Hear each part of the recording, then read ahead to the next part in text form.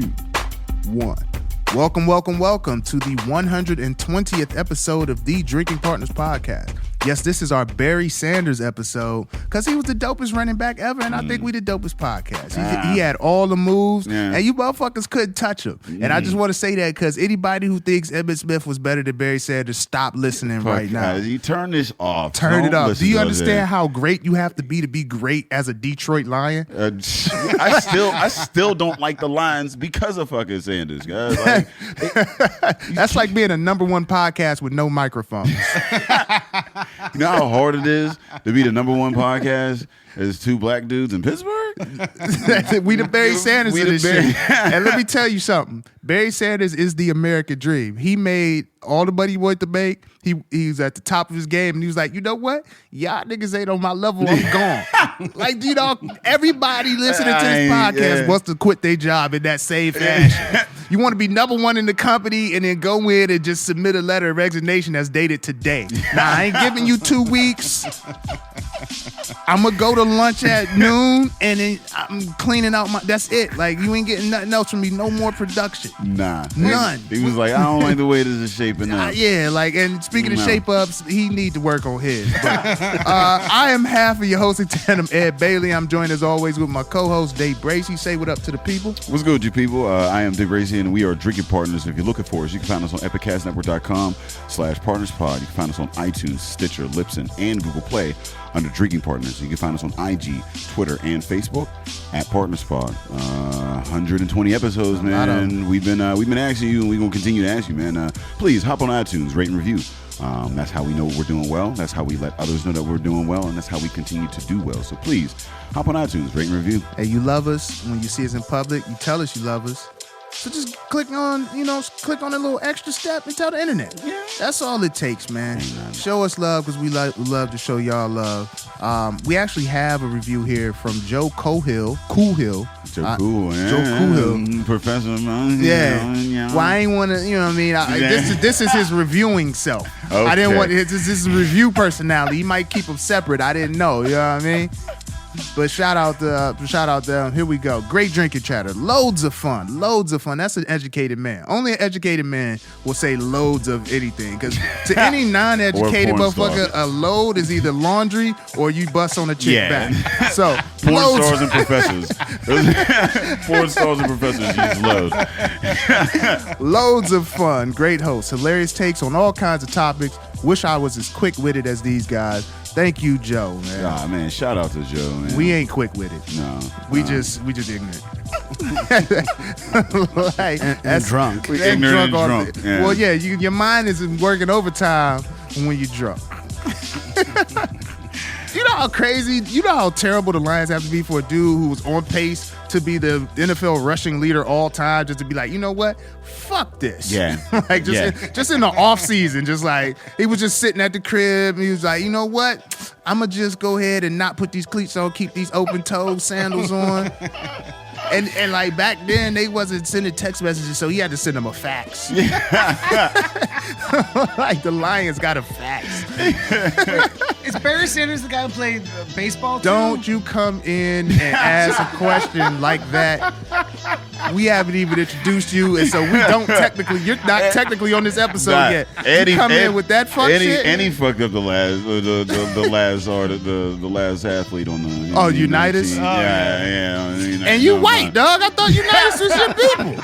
You gotta know all the great white athletes. Man, I grew up poor with 3 sisters. Yeah. That's all I got. I got like whatever girls are into it in the mid 80s. That's what I know about. Well, 1, women are generally into rich athletes. 2, most dudes was still banging it out in the 80s. I think he was still in. 2, most dudes who are into sports probably are poor because that's their way out. It's the release. So there's no excuse, man. He lived vicariously. I had to stick to what I knew. Yeah. Well, Barry Sanders, he was like Fred Astaire in the backfield. That's basically. He wasn't Bo Jackson. You talk about Bo Jackson. That's not who Barry Sanders was. I'm gonna have to introduce you now. We got Dan from Grown Up Human Comic People. Listen to their podcast if you want to hear some weird shit, because that's basically what he just said. Bo Jackson, man. You thought Barry Sanders was Bo Jackson? How can we plug your podcast after that? The problem is Deion Sanders. Yeah, Deion Sanders played baseball. Oh, okay. Okay, all right. All right. I mean, he wasn't as good to even like he was a two-sport athlete, but in baseball he was just fast. Bo Jackson was like good. You know, Bo Jackson was good, like at both. He was actually good. And at both. and he was a running back. So all right. We don't know who you were talking about because you were wrong. You can, don't you? Yo, you know, you be talking to somebody, they be wrong, and somebody try to like, oh no, he meant this, and then they're like, yeah, that's what I meant. Like, nah, bruh. No. I lose no pride or dignity for not knowing who the fuck is throwing around which ball. I just tried to be relevant. I tried to support what you were saying. Like, that's cool, man. Also, I don't know where you're going, but I'm trying to push you there. Yeah, I'm trying to. I'm part of this. He's like he's somebody that you meet on Twitter. They just gonna throw that 140 characters out there. Yo, he believes in the vision. Fucks with your vision, dog. Well, I appreciate that. Now, you know what? I'm glad they threw you that life raft. You still can't swim, motherfucker. No, man, I was drowning either way.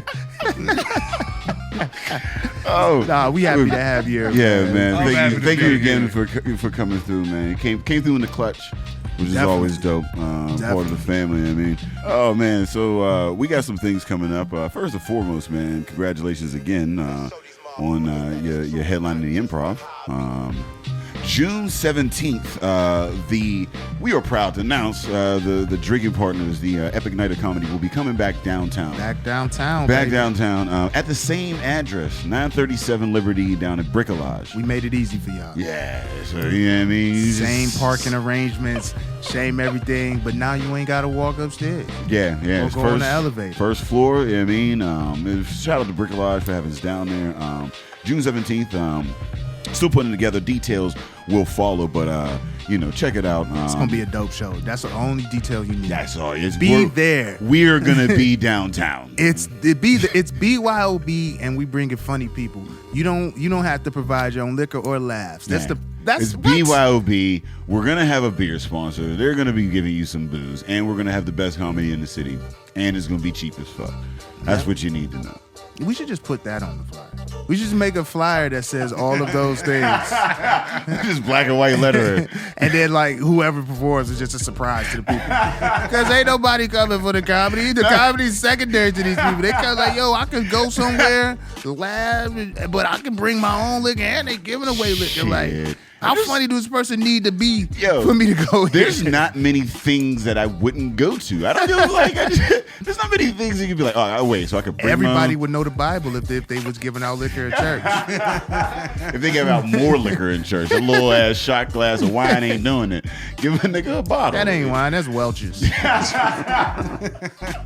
They're giving out Welch's and Ritz. Some Arbor Mist. So yeah, June 17th, we will be back downtown. Look out for details. Also, Boom Concepts. No, I don't think this is coming out with a Boom either. That ain't going. But you so missed much it. going on. Yeah, we have so many. But be looking forward to that again. Boom. We were down at Boom. We did the Sunday brunch. We did the damn thing.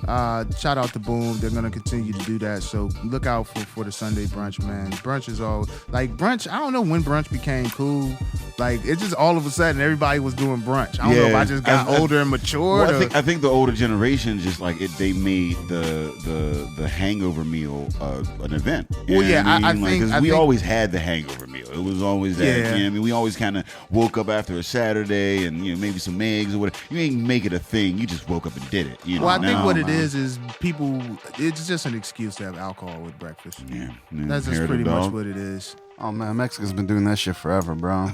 Well, I'm glad you said it and we didn't. That drunkenness, that taco outside, and then the next day it's that menudo and shit. This is how that goes. Well, this is family business, and the voice you just heard is he's a part of the family. Like, he's not on Epicast, but he's been one of our biggest supporters since we started. From the gate, man. From the gate, man. I'm very happy to have him on. It's just about time, man. It's been a long time coming. We should have been had your ass on. But You here now.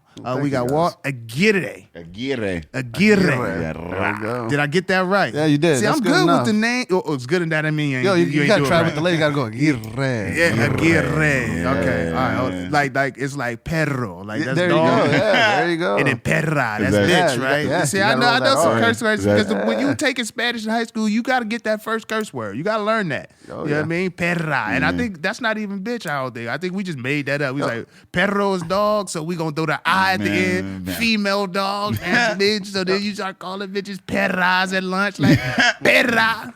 Yo, I can't even hate, man. My little 4-year-old. Yo, hey, at least she's learning Spanish, right? Good or bad, don't matter.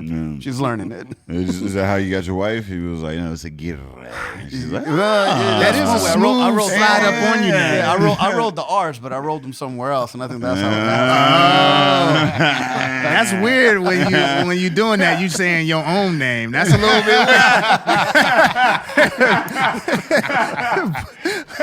But you know what I mean. To each his own. Yeah. We got to get you to say what up to the people though. yeah, say what up to Yo, what up, everybody? All right, that's how I do, man. So before we get into it, you're listening right now. We all sound good as fuck. You know what I mean, those R's rolled, and they rolled like a motherfucker, right? You know what I mean, Except for me, I'm sober to the motherfucker. Mad as hell. I just want y'all to know this episode was made specifically for me, and I'm angry. Yo, for real, it was It's too. your- because I couldn't it's make it your out to the last abstinence event. episode. I feel bad. I do. I'm gonna drink more. No need Yo, to feel for real, bad. I felt bad I couldn't make it to the last event you had, so I figured I'd come down, bring some gifts, represent Armstrong County with some, some good shine. Oh, and you repped them there's well. some Henny Black for you. You wrapped them well. Yeah, you can't. It's, Well, you it's know. me. It's me. It's my fucked up lungs and neuro, whatever the fuck's going on with my brain right now. So it's cool though, because I'm gonna steal that bottle. Yo, I'm gonna steal that it's bottle. yours. Like, you know what I mean? It's Like, yours. I ain't going home with it. no, It's you're yours. not. No. You thought you were. You're not going home. I don't think anybody in this room I wasn't expecting thought that was even an option. Nah, so y'all go ahead and drink up. That motherfucker gonna be in my jacket as soon as they do the rundown. I'm Last time at the 100 episode celebration, I gave you the bottle of Henny at the location. Next thing I know, he comes back at the studio and says, "Yo, here's the bottle of Henny." I was looking for that shit too. Yeah. Well, see, in that environment, well, one, I love to break bread. If anybody gives me a gift, we got to break bread. Like, if yeah, it's yeah. food, liquor, anything like that. Yeah. Let's break bread. Like, I'm not gonna take that and then run off with it. No. Like, nah, you ain't getting none. I hate him. Like, you could come to the crib with a bottle and then like leave with that shit. Like, I don't. Yeah, no. I mean, if I come in with it, it's there. Yeah. I ain't leaving You know what I with mean? none of this shit. Yeah, so yeah, all I this mean, gotta go. like- Yeah, if I come with a bottle, like I'm gonna drink my portion at the Exactly, crib. yeah. It's because if I come with a bottle, that's what I'm on that night. You know what I mean? Like that's probably what I'm gonna be on. With beer, it's a little different. Like, cause when I can go to day crib, I bring beers, but I don't necessarily drink those because he be having a nice selection. But liquor, you gotta choose your liquor. Yeah. Early. Yeah. You know what I mean? Yeah. Like if you going out there now, you got to choose. All right, I'm on whatever. You got to know that by 4. Like this, because this type of night is gonna be. You got to know what type of night it's gonna be. So I'm thinking I'm drinking this Henny Black on Thursday. That's what. So I'm already. Sounds like a good night. As soon as he corked it, I was like, all right, what I got to do this week? Got to send a text to Bay like, yo, what we going on? Yo, but no, for real, that's what I did today. I said, I told my wife, I'm like, what are we doing on Sunday? Nothing. I said, all right. I asked my boy Robert to drive me, and Yes, a Henny Yeah, Black got day. it. Oh, Henny Black and some shit. moonshine. We had Brixton come in, and we had you coming through it, and like it wasn't. I saw you tweeted out. I was like, yeah, I told Kat, I was like, yeah, you won't have to drop me off. Yep. Like, yeah, I'm gonna need you to DD this. That's I ain't going nowhere. it's one of those days. Yeah. But I want to point out that when you brought this bottle of cinnamon moonshine out on the first podcast, so I could have a sip, we could all have a sip.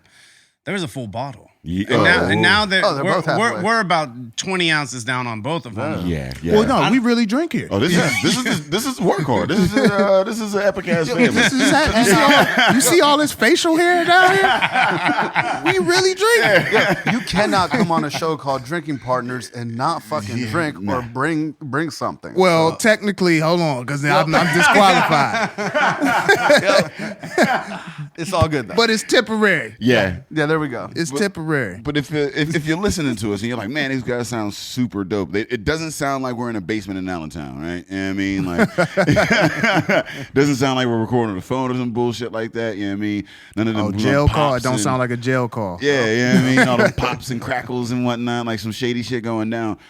That's all due to Epicast, man. You know what I mean? Epicast, the family, they keep us sounding crisp, you know? So if, you're looking to get your podcast to sound a little better, maybe you want to start your own podcast, need help promoting an event, or you want to advertise your podcast on an award-winning podcast, right? You know, maybe that's something, maybe you want to advertise your product on an award-winning podcast such as this one. Holla at Epicast. Go to epicastnetwork.com/services, fill out the form, and tell them that the drinking partner sent you. Tell them we sent you. You know what I mean? Join the family. Yeah. And there's not many people, not many situations where people will openly invite you to join the family. Yeah.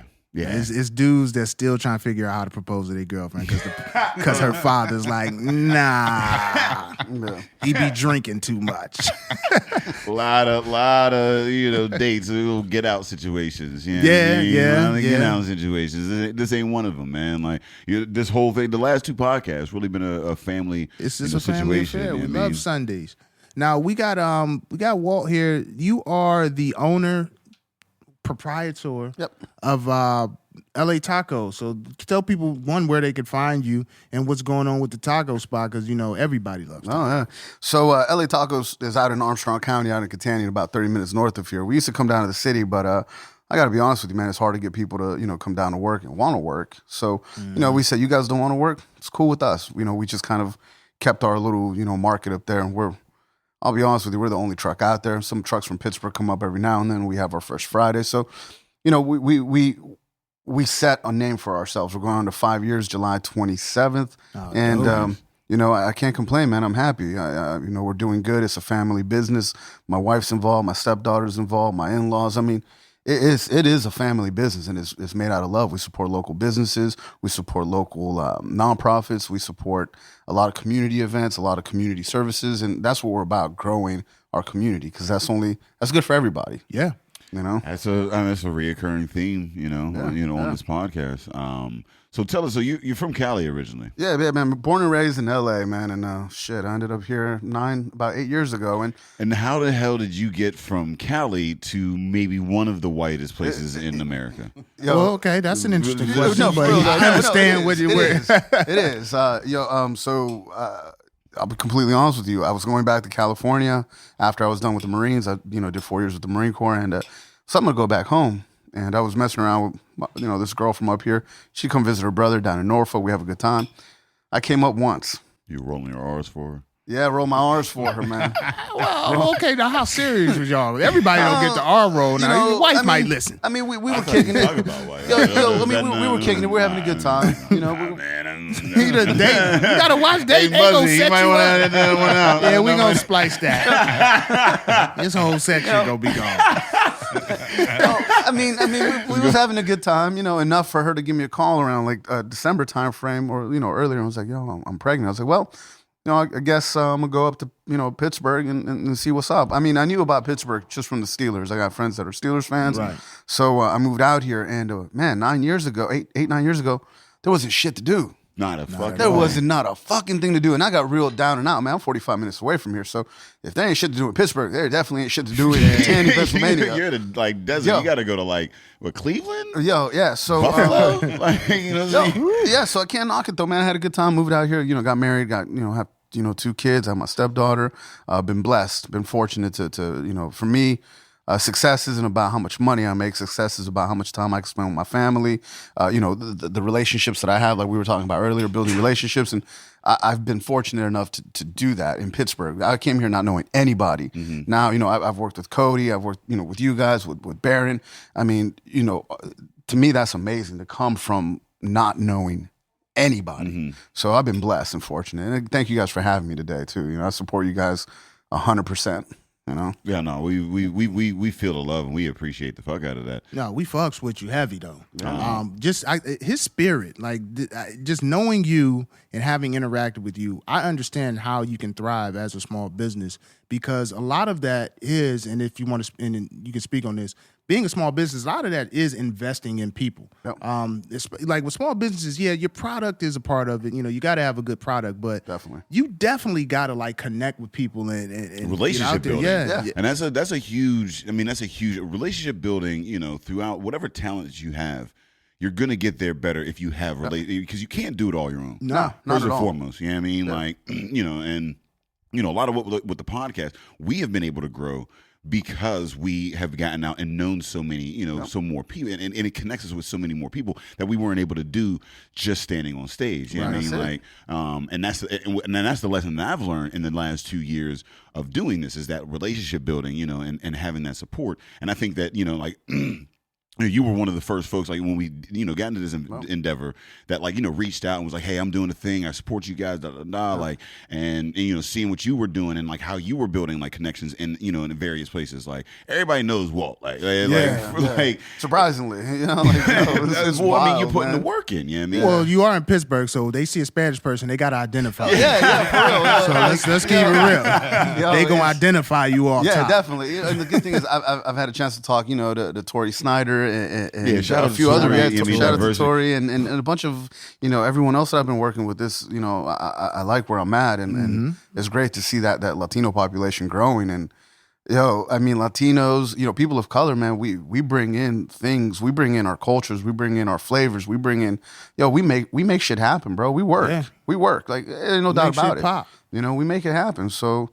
You know, I'm glad to see it growing, and like I said, I'm fortunate to have this relationship with everyone because it is about relationships. That's in business, in your personal life. That's key. That's what's going to make your success. That's what's going to make you or break you. That's what's going to give you your safety net. You need that. So that's just what it's about, and I take that to heart. Nice. No, and I think that's what's really cool about the food trucks. You know, having spent some time in places outside of the U.S., there's very much this street food culture, right? Oh, yeah. But it's part of not just this street food culture, but the culture of the place where you are, where it brings everybody together, regardless of, you know, what your background is. Everybody's coming together for this good food. It don't matter, man. I've had, you know, when we first started, man, I had a little 4x8 trailer, and the first, like the first couple of times we set up, this dude and this girl in a wedding dress comes out, and her husband came out. It was their wedding night, and they're buying tacos off this dude at like fucking 2 a.m. Nobody knows who I am. I'm standing in a little 4x8 trailer, you know, and we made it happen, man. And you know, we have this big ass truck, and people come up and they're standing in line. They go, "Yo, I haven't seen you in 15 years." They're talking to their friends in line. They got their kids playing. I mean, and it's nice to see that. Like we are.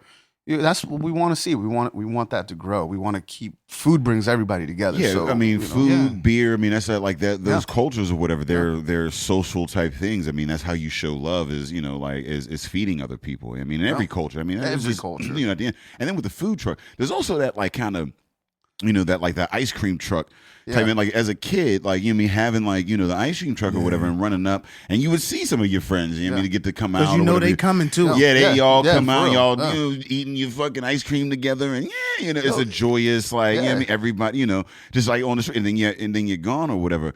But like, and the thing about like, so the first time I ever had Mexican food was at a truck in California. This is maybe 5 years. Now, when I say first time, I mean like I ate Mexican food around here. Tex-Mex. Yeah, I mean I ate Mexican food around here or whatever. Oh, you ate American. I mean, I ate Mexican food. But I went to Cali and it was like 4:00 in the fucking morning, and I went up, there was this line or whatever, and like these motherfuckers didn't speak a lick of fucking English. The only English they knew was $5 and $1, and that was it. You know what I mean? And I ordered a burrito off the bit, and it was like and the burrito was like, it had to be like a good 5-pound burrito, and it had some horchata, right? And I didn't know what the fuck horchata was. You know what I mean? And I go back to my boy's place, and I bite into this shit, and I bit into like 5,000 years of history into this goddamn burrito. I was like, and at that point, I realized I had been lied to my entire life. Well, Taco Bell ain't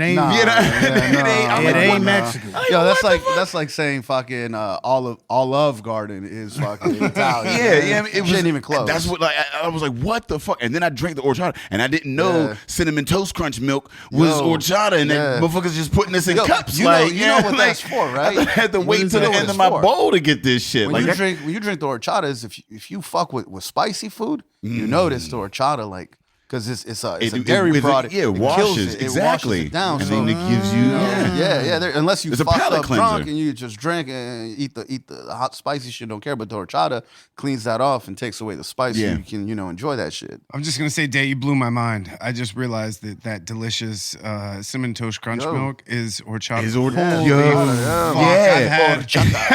my god, that's it. That's why. Yeah. Well, we try to Americanize everything. Well, I didn't know. I was just, and that's the thing. When a motherfucker tells you that they eat fucking cinnamon toast crunch, but they don't trust the milk, they don't drink the milk. I don't trust the motherfucker. Nah, what else are you eating it for? Yeah, that's exactly. You're mom, doing it for that. If I dumped the milk out, my mom would smack the shit out of me because we were poor as fuck. Yeah. So you eating the cereal and you drinking the milk, and I don't give a fuck if you hungry or not. That's why they made cinnamon toast crunch. Americans got hip to horchata, and some white dude was like, "Hold the fuck up, we gotta get in on this industry." Yo, you notice the Flamin' Hot is picking up all over the United States. Yeah, used to be Latinos down in the hood. You get your little 99-cent bag of Flamin' Hots, put some limon on it, some lime, and you get to go. But they got Flamin' Hots on everything nowadays. Yeah. That kind of popped a little bit with the shorties back in middle school and high school. Yeah. They had the little bag of chips. Girls always like the Flamin' Hots for some reason. Yeah, man. I don't really like Flamin' Hots. 8 o'clock in the morning on the bus, eating Flamin' Hot Cheetos, mouth wide open. Got the red fingers. I can't stand Flamin' Hot Cheetos, man. Homeboy that started that was a janitor at Fritos, man. He was a janitor, didn't speak English, and they had a thing where it was like think of this business as you're the boss, or Right. And he went home, did some shit, put it together, presented it, and homeboy is like the vice president of ethnic development or some shit. Yo, that's an American hustle, dream, man. That's the hustle history right there. lessons here for real. Yeah. So what is your nationality, your background? So my mom's from El Salvador, and my dad's Mexican. I don't know the motherfucker, but I'll say he's Mexican. Word, yeah. But that's so I grew up in L.A. and you had Salvadorian food, Guatemalan food, and then you had Mexican food. All Latin American food has very similar. You got the rice and beans and the steaks, very similar, just named differently. So I got the, I enjoyed all tribes. Yeah. So, it's I don't know, man. I've had amazing food, and I moved out here. It is good food. It's So, soulful food. Like I can't put it on soul food level because I grew up with soul food. Listen, but it's right there. I grew up in Crenshaw Heights. I grew up on King and Crenshaw Boulevard. So soul food, believe me, I fuck with soul food. Well, heavy. no, It's not that I don't fuck with it. It's just it doesn't have the impact on me that soul food has. Because that comes from love from my grandmother and stuff like that.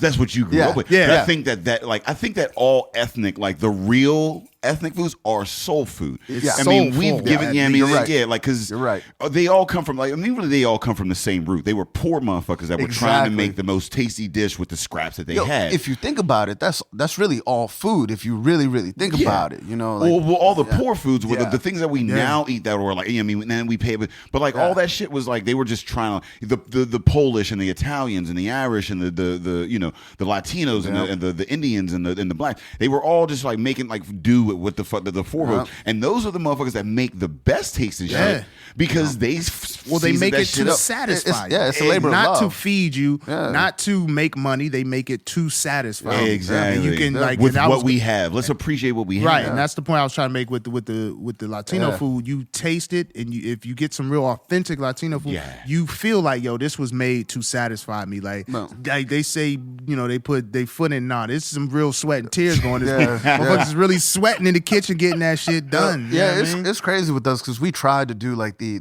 traditional street taco. Like we try to do the cilantro, the onions, the proteins and whatnot. But where we're at Catanian again, it is a different ball game. So we kind of had to adapt to that. And you got Tex-Mex, Baja, yada yada yada. We call this shit Pennsylvania Red Mex, but we still have our core items. So if you know about Mexican food, you can come up to the truck and be like, "Yo, give me a taco Mexican style." We know what the fuck you're talking about. So that's the thing that in the region, Pennsylvania Red Mex. Like in the region, like you have a lot of this food boom in Pittsburgh that's going on and whatnot, and you have a lot of variety of flavors and whatnot, but it's there's a lot of fusions, and it's kind of catered to the local palate. Exactly, it's catered to the local palate. You, at the end of the day, you got to make money to survive as a business owner. So, again, I got friends that, I got a friend that owns a very successful pizza shop, and he will never change the style of pizza he's making because it's traditional Neapolitan style. And you shout him out. Yo, my boy, over at Mercurio's down in Shady Side, shout out to Mercurio's Mike. Yo, that's my boy. He award-winning gelato and pizza. And homeboy will never change his recipe. It is the way it's supposed to be. Yeah. So with us, unfortunately, we kind of had to change things around. But you know what? The beautiful thing about it is more and more people are starting to know about like chorizo, cilantro. They're starting to know about these flavors. And as we move on, they're starting to go, yo, can you make me like a taco, a lengua taco, a tongue taco? I'm like, yo, that's why I want, I could do it, but that's only like 2 or 3 people ask me. So they're asking for more things now. So you're able to actually make. Yeah, I mean, we can make anything. We can make anything. Believe me, man, we can make anything. I think that's dope. That's a dope business model to have. To be like, yo, I understand. Hey, listen, there's gonna be more people who, because we talked about this on the last podcast. Most people don't know what the fuck they're ingesting. Yeah, most people don't know what they're consuming. So you gotta feed those people. But then if you get a reputation, if that food is good and they see that it's still authentic, then people gonna come around and be like, yo, I'm looking for this particular thing, and to be able to service that as well. I'm sure that's why people, that's why you have the support that you have, because. Yo, if you can go get, I don't know what that's what I'm saying. Like it's like a secret menu type thing. Like, that's exactly what it is. Secret society. All we ask is trust. Yeah, I would like if I can go to, because like here's the thing, when I eat Asian food, right? I go there and I'm like, look, I want it spicy, like I want it like 10 out of 10. You know what I mean? And like and the more the strength, like the chains or the it's kind of the McDonald's or the, like the Asian food or whatever. They're always going to give you some bland bull. Like, it's not going to be.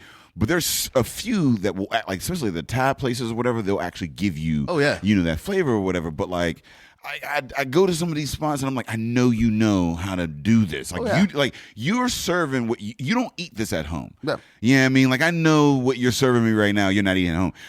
If I could go to those places and be like, look, give me the real deal shit because I can handle it.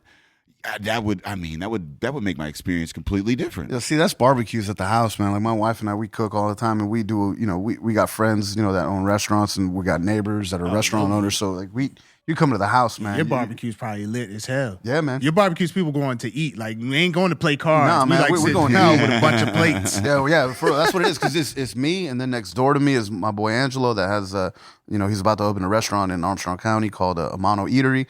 Homeboy's Italian, spent a lot of time, about 4 years in Italy. So you want to talk about like rustic Italian food, like homeboy cooks all the time. I mean, you look at some of the pictures we post, we're cooking on open flames. I mean, this is people that cook.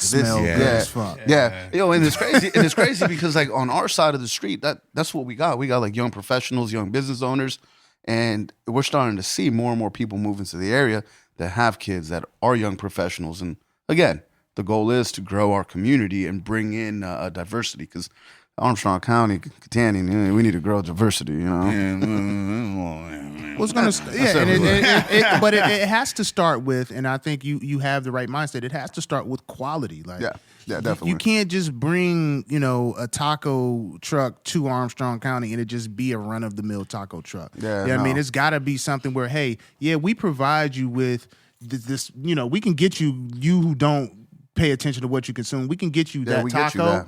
But it's gonna be good as hell. It ain't just gonna be like it ain't like the how with Taco Bell the fucking beef be all runny and shit. See, we don't do that. That should be crazy, man. You gotta like if I'm gonna eat food from a truck, the motherfucker gotta be good. Yeah. You know what I mean? Like, that is true. That's it. There's something about eating off a truck that you gotta set the bar high as far as taste and quality. I told him I was on the truck the other day, and I was right now I'm just hanging out, kind of doing my own thing. So I was on the truck helping my wife out, and I took pride in like, our truck, you can look at it. What? If you want to, you can look in the back of the window, and that shit is as clean as can be. Yes. Not only that, like we buy our steak from a local butcher, Cunningham Meats out in Shalakta. Shout outs to Keep it Cunningham. local. Yeah. You know, and then we Keeping buy it our fresh. chicken. Yeah. We buy our chicken from Kevin's Butchers. Like homeboy is like down the street from me. So like our goal is to buy local. And I'm a little mad you ain't bringing us tacos. I'm Trying to build like a little Jewish community of food. I see what you're doing. And you know, and the reason I fuck with them is we got this tendency here, but now I'm like, what's with the taco? yeah. I mean, we can definitely go do some tacos. I'm about to. You could be like that dude who put the Instagram videos where he make Henny tacos and all that. Have y'all seen that? Dude, Henny, Like a Henny everything, reduction? dude. That dude's I'm mad wild, as hell bro. at him because That first dude's of all, wild. you Drizzle it don't with a Henny just glaze? you don't. First of all, you disrespecting Henny, fam. Henny chicken, yo. Disrespecting Henny, all right?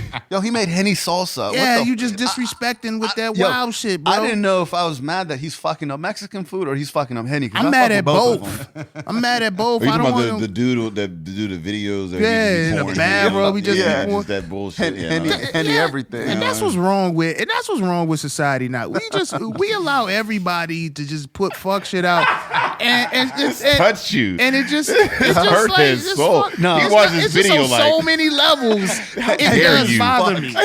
Yo, how dare- about you give me that? How about you, Hennessy? Give me that shit. How I'm not dare gonna abuse it. Yo, you were hurt. Yeah, but well, think about how You many sent him an levels. email. I feel like you said. Think about how many levels I feel this like you touches me drafted on. an Yo, email. for real. I No, love I Hennessy. see it. You wasting Hennessy. Yeah.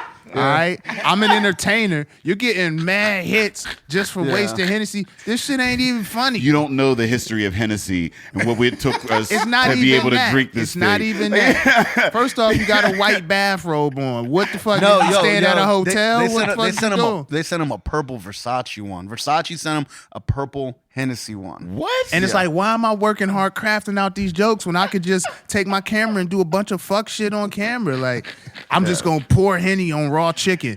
You want to make Henny chicken? It's Henny chicken. Henny salsa. And then you just look Henny ignorant, waffles. bro. Henny Like, you know, pancakes. He you does, know, you black and that's the thing. He does ignorant. look ignorant as fuck, and Look it ignorant as hell. reminds me of like the Tyler Perry, the kind of Sambo-ish kind of like I'ma just do some old fuck shit type. Like, you know, I can't resist. So don't do your tacos like that. You Nah, won't get nah, tacos nah, from nah, LA nah, Taco. nah. That's like a nigga Nah, pouring But Hennessy if over you the beef. ever come up with a Henny Authentic. reduction glaze to drizzle on, Yo, some it'll type be shit, quality. I Listen, think. dude, I just saw Henny sickles on Instagram. All right, this shit's like them fucking, you know, them popsicles you grew up with in that little fucking Mm-hmm. plastic bag with Henny and like I don't blue know if or that's some even shit. safe, Yeah, man. no. I mean, yo, apparently Kanye got like a Henny and Coke slushy machine at his Kanye shows. needs to So, I stay mean, the fuck off of Hennessy. Yo, maybe that's Hennessy why, got Kanye caught up the first time. Yeah. We see what happened with him and Taylor Swift. And Kanye got blonde hair. So you can't endorse Hennessy. Yeah, he went and got blonde. Yeah, he did get blonde hair. Kanye gone, bro. Yeah. He ain't all falls down. He fell I feel, down. I feel, Yeah, I feel, I feel if We- the race trap happened, you know, they probably let him go. You know, We're the several delegation. lifetimes away from all falls down. We're several lifetimes away from Through the Wire. Yeah. Like, All right, we don't even. Yeah, I'm gonna put this out there as the Hispanic delegation. We do not take Kanye West.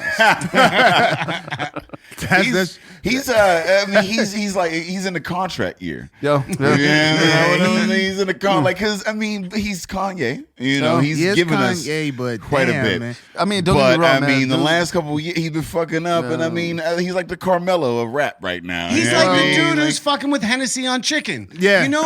But Well, I no, think- but he you know, he's still Kanye is Kanye. Here's the thing about Kanye. It's not his fault, man. Something is in the Kardashian vagina. And we Yeah. really Yo, need, yeah, we need yeah, to take yeah. samples and study that Yeah. shit. It fucks people Something up. is in the Kardashian vagina, man. Like, yeah, how does look she at even all land look at Kanye? all the motherfuckers that have been in Kardashian vagina. Okay, I'm not gonna say that. No, but listen, you got in jail. the chemical imbalance in there. You got some jail motherfuckers. You got some NBA stars that went a little left. Some NFL stars that went a little left. You got got a dude rappers who's a woman that trying went a to little fuck. left. Yeah, you got a you dude got who's some a woman. Olympic stars that went a little. I mean, there's a Olympic lot. star went. He didn't go left. He yeah. went woman. Yo, he just did a I complete mean, turnaround on that has there been a dick that has survived the Kardashian? The Kardashian curse. Yeah, Nah. like has who Nah, even the who hit brother- that and came out north? Yo, even the brother's all brother is a fucked little. up. There was another motherfucker that was. I don't know. I just know was a- Lamar Odom came out of that a crackhead. Yo, And I don't yeah. know how the fuck that happened. Yeah, Like man. when that, like up until then, I was like, "Yo, this Kardashian curse is just some funny shit." Then when I saw that Lamar Odom was like on crack, I'm like, "Yo, what? Like, but what if this is like some Conan saga, right? Where every dude like approaches and like, I got this shit. I'm gonna turn this family around. They walk in, boom. They walk back out the door. They're a woman. They're a crackhead. Like, I mean, they're just spitting them back out into the world. Fuck. I mean, Kris Jenner's got that shit on lock, man. Yes. So one dude is gonna approach the gates of the Kardashians, and when he does his thing and turns it around, we have no idea. We might be looking. Yeah, whoever conquers that, whoever goes in and actually like makes it a thing where he actually comes out like I don't know if you can conquer that Kardashian thing. They ate Kanye alive, and he was Kanye. He was Kanye fucking West. But that dude ate Kanye alive. He was yelling at Beyonce like, or yelling about Beyonce's shit before he fucked. But here's Kardashian. the thing: like this is how powerful Kanye West was. Kanye West literally interrupted Taylor Swift, the white sweetheart. Oh yeah. And it wasn't like at the BET Awards. You know what I mean? Right, and he came out and still went platinum. Yeah. Like Kanye West was all powerful, and they destroyed him. Yeah.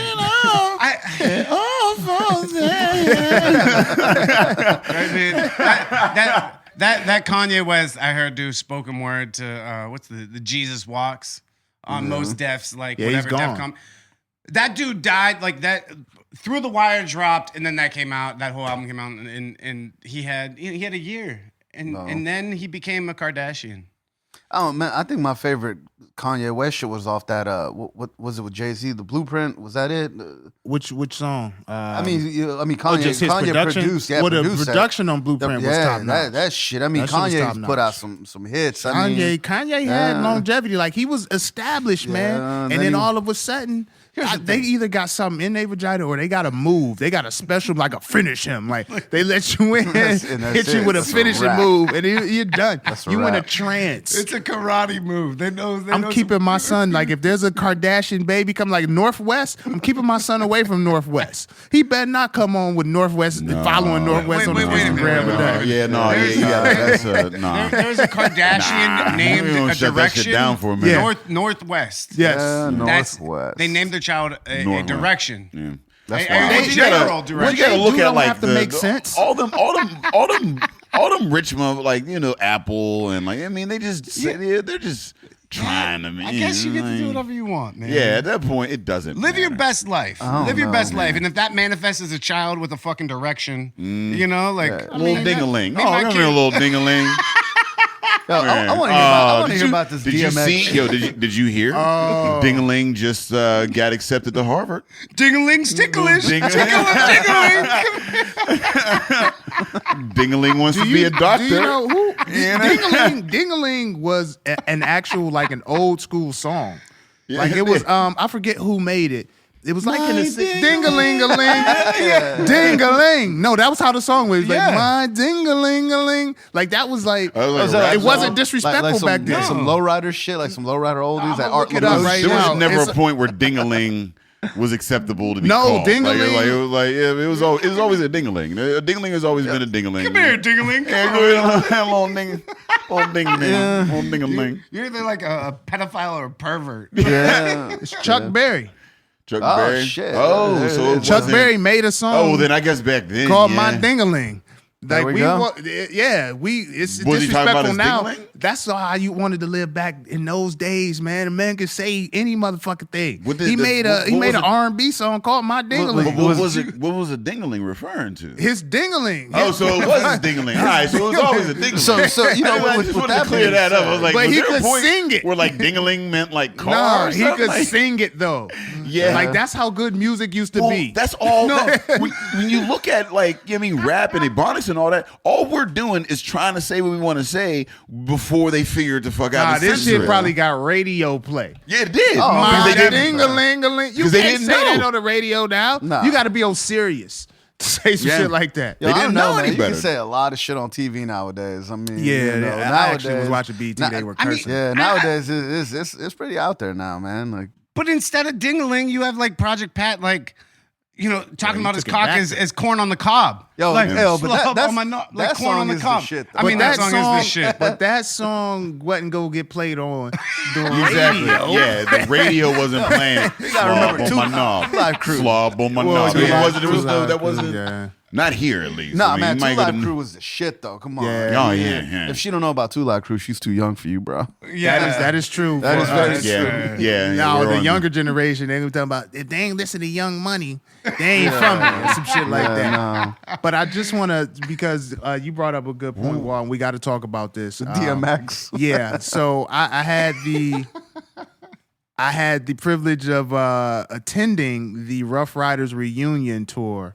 And you got to understand, I'm a Rough Riders fan. Like, there's certain groups, like, from late 90s, mid to late 90s up to the early 2000s, there were a lot of really influential rap groups. You had Rough Riders, you had Rockefeller, you had, Rockefeller had spun off to State Property to some degree, and then you had Dipset. Like, you had really, really, really good crews. You had Bad Boy and all that. Rough Riders, they were like one of the most influential. So I was very excited about this concert. And by now, you've probably read, the Complex and XXL articles about DMX. And I'm going to tell you, that show was way more fucked up than they put in them articles. DMX, we got to pray for him, man. We got to pray for DMX, man. That was, man. woo. Wait, where was the show? Where did they have the show? It was at Barclays Center. So I knew we should have known that the show wasn't going to go as planned because it was in the house of Brooklyn Nets, and they don't do shit either. So ain't nothing positive coming out of Barclays. But like, X-Man, it's sobering now that we're to the age. It's just like I felt old watching that because I'm to the point now where the people I was listening to coming up, they have real like issues now. they're Like, people now. they like real. They got They're real not just issues. idols and stars, Like, like- he ain't Rough Riders DMX no more. No. He like, yo, you just blazed up right before. Like, I don't know what he was on, but he was on something. No, he's like stop, drop. Wait a minute, my baby's mom, who I had this complicated, nuanced relationship with, is calling me. If you could excuse me for 10 minutes, I gotta take this call. Yeah. Before he's even showing up on time and shit. Like, This is what he did. He brought her on stage. his baby's mom? real. Wait, he His brought his wife, baby- I don't know if his wife was baby, I don't know who it was, but it was somebody he's no longer with. And then he started crying, talking about how supportive she was. Now, fam, I understand DMX has always been an emotional guy, and that's part of his charm and everything. But my man, we spent 3 figures on these tickets. I'm not here to watch you cry, nigga. Do the hits. Yeah, I'm here to watch you perform the hits and bark and wear a fucking dog chain. You crying shit. The nigga fell off the stage. Bring out some pit bulls. He fell off the stage, man. Y'all remember at one Wow. time DMX had clothing. He had a fucking dog food line. Yeah. I mean, Rough Riders was the shit. It in was the 90s, shit, and it's you just know? very sad to see them fall like that. Like it's crazy, man, to see him fall like that. He ended the show, but then when you start the show, show starts with Eve, and she's a billionaire now. Oh, Wait, yeah. Eve was Yeah. there too? Yeah, Eve was Eve. there. And the Yeah. best part of the Oh, man, show that was been Eve it. in that cat suit. Yeah, She's yeah, still banging. that'd I bet She's still she's still, man. ooh. That it ain't just Eve now. It's she's a billionaire Eve. Yeah, man. yeah, man. That's damn I near gotta tell you- Kardashian. Yo, I vagina. gotta tell you, Yeah. man. I'm a big fan of the Red Bones, and I mean, I like black women. Period. So if you That's listen cool. to this, hit me up. Hey man, well we gonna splice that out. Something like that, you know. But Eve, ooh. But the so I just quickly I was at Subaru yesterday. A lot of listeners out of Subaru. You know what I mean, they opened up their new spot yesterday or whatever. Got a bunch of shit cracking. Somebody came over and was like, "Hey, we got this. It's called a Boy Named Shoe, right?" I tasted it. I'm like, this is fucking delicious. I'm like, yo, they got any more? And one of our listeners or whatever, 2 of our listeners, shout out to Kathleen and Cal, the Conways or whatever. They is it the Conway? Going with China, but they gifted us the bottle. This is just a super liquor episode, and I'm just not a they're- part of this. they're Why you fans- even bring that out? They're fans. They're fans of the podcast. They were like, yo, we appreciate you guys. They gifted us the bottle and whatnot. And I forgot that we had it. We had this at Rock Bottom, Yes. and I forgot because we were so. Hey man, you incriminating. You incriminating now. Oh, hammer. I mean, but I mean, being reintroduced to it, like it's It's I wish I knew that feeling. a Mexican chocolate stout with habaneros, ancho chiles. Is it ancho? Yeah, that's about right. Cinnamon, coffee, and cocoa nibs. 7.2%. Yo, this shit is wild as fuck. And it it just kind of like, it lines up because we got Walt on or whatever. So, you know what I mean? So you got to ask him how to pronounce some of the listen, and that's why I brought the Hennessy Black, because it kind of lines up with you motherfuckers.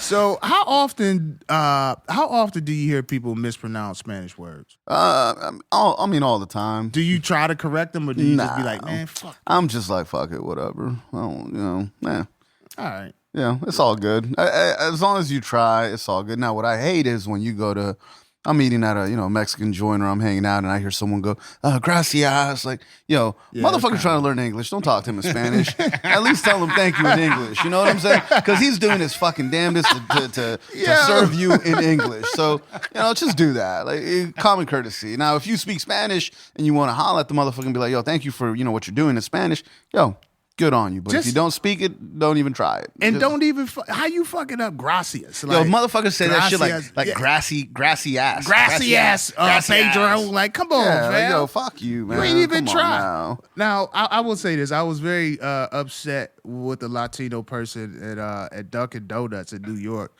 Dunkin' Donuts is terrible. Fuck them. Wifey love the coffee. She love the coffee. And really, are they that bad? Dunkin' Donuts ain't that bad? Yo, listen. Let me tell you the Dunkin' Donuts I got in my hometown. How the fuck you Dunkin' Donuts, but you run out of coffee?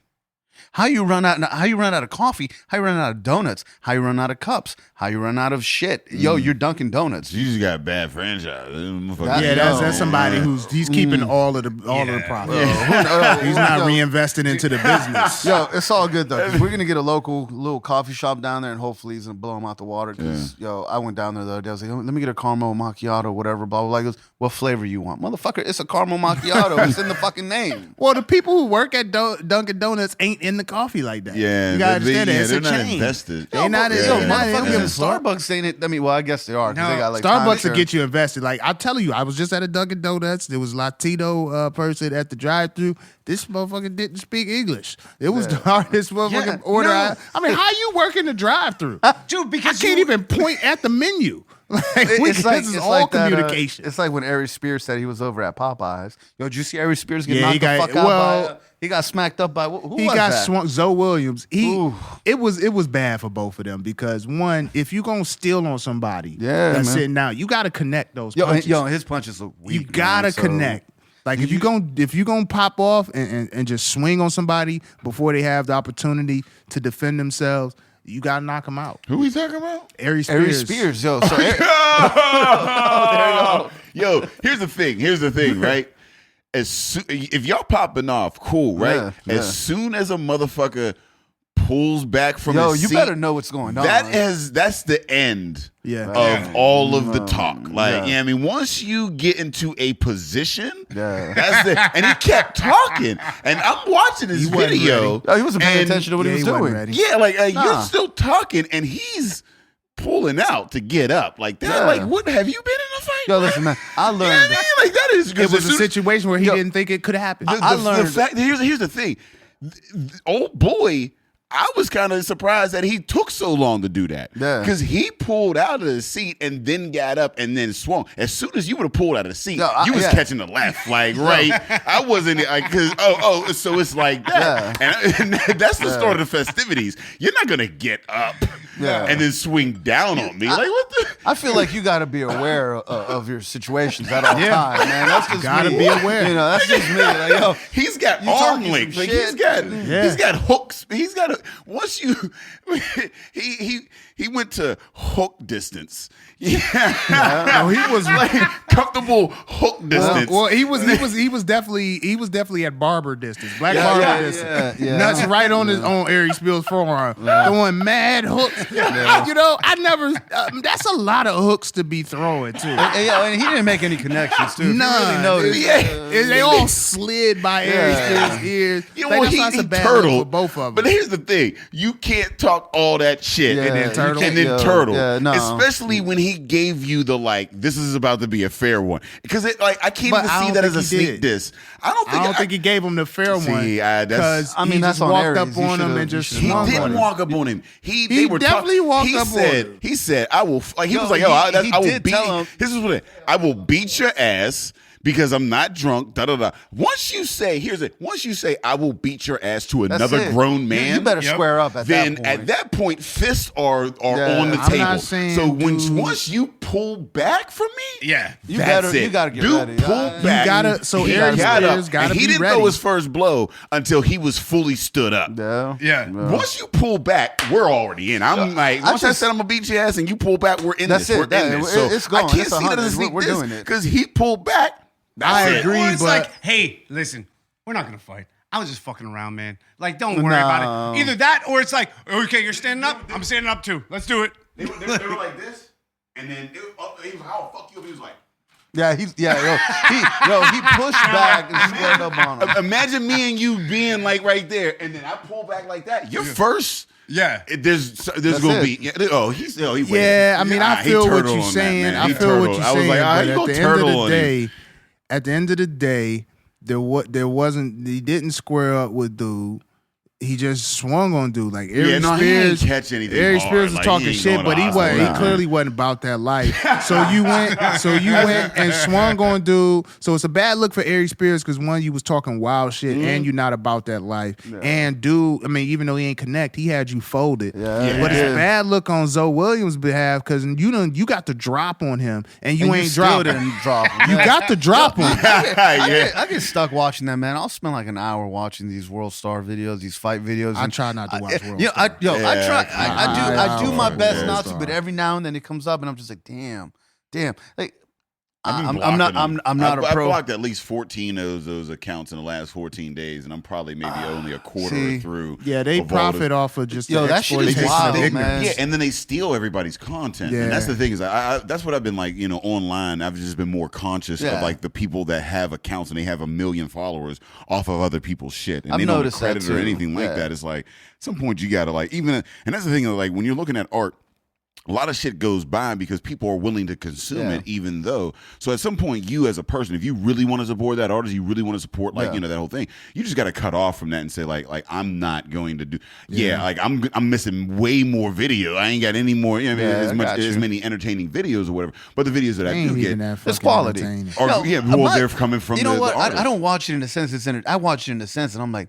Yo, how the fuck did that shit happen? Well, yeah, that's how do you allow that to happen? Like I watch it, I feel like I feel about World Star how you feel about Taco Bell. Yo, yeah. Like, how was this the motherfucking? You know what I'm saying? How was this the vehicle that gets out to more people? This, I mean, it's exploiting ignorance. Basically, Taco Bell exploits people's ignorance of Mexican food. Like you think that's Mexican food because it's the name chalupa or taco, but that ain't authentic Mexican food. And I feel like that's not entertainment with World Star. That's just exploiting the ignorance of these people that shit video record this dumb shit. Yo, that shit is wild. Like the one thing I did see was that one guy that got that award for stopping that fight. Like, I give him some praise, but the mother shit's like, dude, like for some reason nowadays, like when I was growing up, you square up, and that's it. Who the fuck was filming that back in the day? Like you ain't nobody. You just missed it. If you wasn't there for the fight, you missed the fight. Yeah, exactly. You heard about it. You heard Joey fought so and so. Like who won? He won. Oh damn, I ain't. But it's even crazier now because.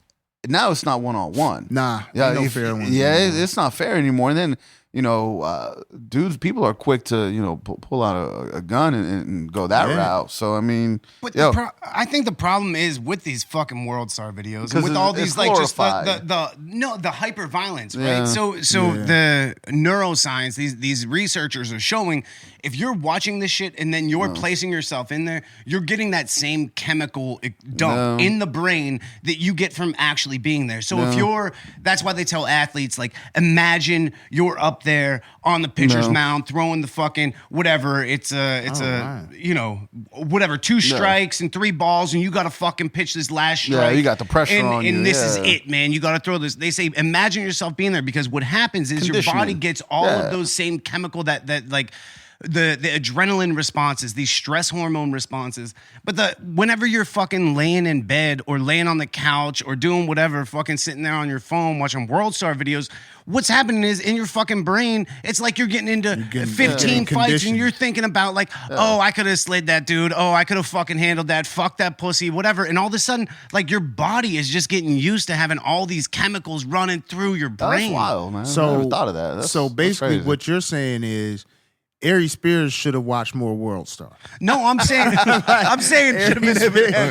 have been watching more World Star. Then he'd have been ready. Look, I'm saying he should have probably spent more time, like maybe just being cool, just cooling He out, should just quit cooling talking out. shit. Yeah, You know, like maybe he that's it should have right watched there. less World Star videos because all of a sudden, motherfucker thinks he's like he can run his mouth and like that will knock somebody out. If I run my mouth enough, I'm gonna knock you out. No, that ain't the way that works. Man. No. you got to Never connect, in life man. is that. Never in life has your mouth gotten you out of a physical. You know what? I noticed the Josh people King that about to talk get the his most. ass motherfucking whooped. I noticed the people that talk the most shit get knocked the fuck out. I mean, well, their strength is their mouth, not their hands. Their strength is in their mouth and not their hands. I don't know what Dave was just talking about, so we got to We're get talking about Josh King. Josh King knew who the fuck he is. I mean, the boy from out here. He Boy from came, Pittsburgh. Yeah, boy from Pittsburgh. This motherfucker came into my personal messages. Like, we was going back and beef on Twitter and shit. Like, I said something, wasn't even, it was kind of glancing, kind of blow or whatever. Yo, came is it into the dude shit. that you hit me up about and a bunch of people hit me up? You know, homeboy got a fucking show now on that fucking piece of shit. Yeah, I'm not gonna drop names on, but but the old boy, we went back and forth on Twitter. And it's people, they talk about him, man. I mean, whatever. But I woke up the next morning and he went from Twitter to my inbox on Facebook and was like, "There will be recompense, like there will be revenge." You don't do that. Like, he was talking like a villain and shit. Like, "Oh, there will be revenge for your actions today." And I'm from Braddock. Like, you know what I mean? Like, I do everything I can to fit into this world that, you know what I mean? Don't. Nick, it's one thing online. Yeah, cool. of Everybody, course. everything, Everybody whatever. talks shit He was and talking bullshit. all that, but it's online. It's in the public, whatever. But when you hit me with a personal message, that's different, Trigger man. fingers, threatening me, Twitter I mean, when you fingers. threaten me on a like between me and you, I'm gonna fuck you up. Right. At that point, it's because when I see you, I'm on alert. You know what I mean? Like, and I'm the type of person, like, I'm the type of person, like, I mean, I'm not gonna initiate some shit.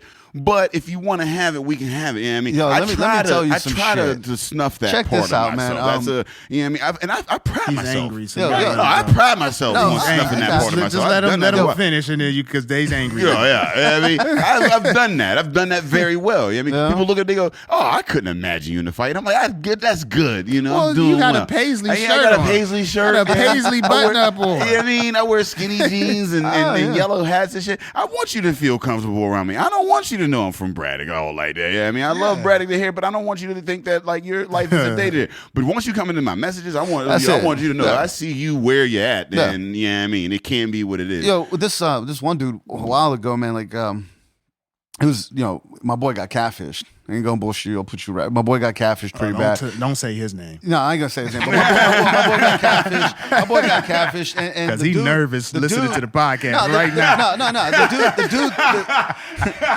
The dude that got him decided that it was all right to drag me, my son, and my wife into this. Like, mind you, my boy May 1st, he's done with the cancer treatment. My little boy Gabriel was fighting leukemia for the last 3 years. So So shout out to Children's Hospital, amazing place. So my little boy at the time was losing his hair. He was on steroids and whatnot. This motherfucker took a picture that I put up that, I had my boy with me, my daughter, and my wife, and my stepdaughter wasn't there. We were at a school talking about pediatric cancer. Homeboy took a picture, cropped it out, and was all over Twitter like, Walter and his wife rather do this than than treat his little boy. Fuck this little kid with cancer. All kinds of shit. Yo, I'm not gonna incriminate myself, but homeboy ain't saying shit on Twitter or anything nowadays. So when you take it to that level, you fuck with some wrong people. Well, you don't bring kids in at all. Nah, not at all, man. Like, yo, you don't bring kids in. That shit fired me up. Like, that shit just like, yo, how can you say that about a little kid that don't even know you, got nothing to do with this? Already dealing with exactly. Well, that tells you something about a person and as a man in that situation. You know what I mean? Like a man knows that this is me and you. That ain't no man at that point. You go to a man's family, man. You ain't a man. Like, well, you go to a man's family, you are asking. You're asking. That's not an ass whooping at your front door. Like, that ain't an ass whooping there. That's well, something you beyond gotta you gotta pee from baby boy that dude. Like you gotta show up with a belt and just spank him. You know what I mean? Like that dude gotta learn. Like that's not an ass whooping out of anger anymore. I gotta teach you a lesson. It's a life lesson. Your now, daddy man. didn't give you this lesson, a life lesson so now, fam. I'm gonna step in. Yo, but listen, dude, something, yada yada yada, and homeboy ain't saying shit no more. So I don't know what happened, but I haven't heard from Josh King since then either. He knows his play. It is what it is. I think it was one of those moments. He kind of felt himself, and then he realized what it was. I mean, I had some hitters calling him. What's going on? I'm like, that's all good. That's weird being in this situation when you get calls from your boys and they're like, "Yo, I heard about this shit," and I'm like, "Right." But I think that's part of the problem, man. Like shit, like World Star, where like social media in general, Well, I mean, so I was recently I was on a little vacation, and I was in Cuba for a couple weeks, and I heard this woman say, she was like, "We don't get the internet down here, and in Cuba's shitty for internet. There's of course, getting connected is a big problem. Cuba's shitty for a lot of things, but the good people food are one and of good them. cigars and good people. Yeah. Great people, fucking really safe, good country, but they have shitty internet, right? The infrastructure is kind of rough. But I heard this woman, I don't know, she was from the North America somewhere, and she said, the internet's ruining people's lives. And I just looked. I was like, the internet is ruining people. Wait a minute, the internet. Let me get this straight. This thing that connects the entire world. We can share information. We can disseminate the world's knowledge at your the fingertips. history of the world's knowledge to people in parts of the world who were left in the dark for centuries, for millennia. It's not the fact that you're fucking using this goddamn thing to just inject these little chemical dumps into your brain on fucking World Star or fucking Facebook or whatever the fuck it is that you're just consuming that's making you a shittier version of the human being that you are. Yeah. Like that's the thing. And I just think that it manifests in situations like that. Yeah, I mean, I think that it's a double-edged sword. Definitely. Right? I mean, I look at life and the quality of life, and internet. I mean, is one of the inventions that have made the quality of life so much better. On the planet. Definitely. Communication-wise and everything. And the older folks, and they always like the heydays or whatever, and sometimes I'll get into the nostalgia, it was better, but man, as a black man in America, I'm hyper aware that there's never been a better time in America for me or any part of the world than right now. And 5 minutes from now is going to be better than what I'm saying right now. And that's just for humanity in general. There's a very small group of people where it might have been better back in the day or whatever. It was simpler. They didn't definitely simpler. You didn't have to be aware because the information wasn't right at your fingertips. So I understand why they say it. Well, that's what I'm saying. Is I can understand, because you don't have as much access to that. So, and you look at I had the intellectual back and forth, but you come to say a tribe that has never been exposed to the outer world, and you have all they know is peace and prosperity. I mean, do you have the right to go into that tribe and educate them on the world's ills and let them know that really? Shit's fucked up. Nah. Yeah, I mean, it's so on one end, the internet and knowledge is a great fucking thing. I thrive on it. I mean, I have cogito ergo sum tatted on my back because I think therefore I am. That is what has allowed me to succeed is the knowledge. I mean, given my environment, but at the same time, the more that you have, the heavier of a burden that you have as well. You know what I mean? So those in the know, the more you know, the more, when life is cool and all you know is your block radius and shit, I grew up with folks that never really leave the city, they don't leave the block, they, live more of a simple life or whatever, and they're cool because they don't know as much But once you get to know that shit, the smarter you get, the more like kind of. I guess that's saying ignorance is bliss in a sense. Exactly. You know? I mean, we're going into a time where I'm putting my kids into this school where it's STEM based and it's STEM heavy. We're gonna hit a point where STEM is gonna be your what's the word, like your baseline. That's gonna be just general knowledge. Mm-hmm. That's where we're gonna hit a point. And I think for me it's great to see them learn all these things and move up because. Let me tell you, this school, compared to what I was learning, definitely, it's a big investment for me to put them in there, but anything for my kids. But again, it's to prepare them for the future. Right. You look at places in Kittanning, and a lot of these people go, well, we need to get manufacturing back. We need to get production back. We need to get this back. I hate saying it, but that's not coming back. No, it's not. So we need to prepare for the future, and that's technology, that's engineering, that's sciences, that's computers. So if you get your children in that, that's what they're gonna know. I mean, America, I feel. When it comes to education, like they have, they've been dropping the ball. I mean, when I say dropping the ball, I think there's been a very purposeful dumbing down. Keeping people dumb. Yeah, I mean, taking money out of community, out of education, whatever. And I mean, we have a lot of tax dollars. We're the richest nation on the planet. I don't get that. We're the richest country in the world, but we still got like kids that go hungry. Like that blows my mind when you think about how much food and money we as Americans we have. That blows my mind. You're fed this narrative of America where hey, it's where you can come, to forge a life for yourself. It can be this, that, and the third. But then when you're here, what you learn is, if you don't create something spectacular, then you're gonna be in the gutter. Like if you don't create, we you can make a lot of money, but we set it up so that only a few people make a lot of money. You feel me? And that's the thing is that the American dream or whatever, it's almost like either shoot all the way up or not. I mean, and you don't learn, whether you're coming here from outside of the country or you grew up here, you don't learn until you're a little older that most people are in the middle. You know what I mean? Right. And the middle class is just the lower class. That's all it is. Yeah, and that's the thing is that it was cool to be in the middle. You know what I mean? One, you grow up and they're like, oh, you could be anything you want to be. I mean, that's bullshit. You can't be anything you want to be. You have a very that's what they got trade schools for, because some people are good at trades and some people can go to college. Yeah, I mean, you instead of saying you could be anything you want to be, you should say that figure out who what your skills are, what your strengths are. Figure out what you want to do. Yeah, I mean, and then move forward, whatever. But again, you have this mentality money and cars. And when I was a kid, I was like, oh, I'm gonna just I'm gonna work hard. I'm smart. I'm gonna work hard. I'll have 2 cars and a garage. Were you told the same thing I was? My mom immigrated here in 83 and became a citizen in 92, and she always used to tell me, you need to go to college and become a doctor and a lawyer.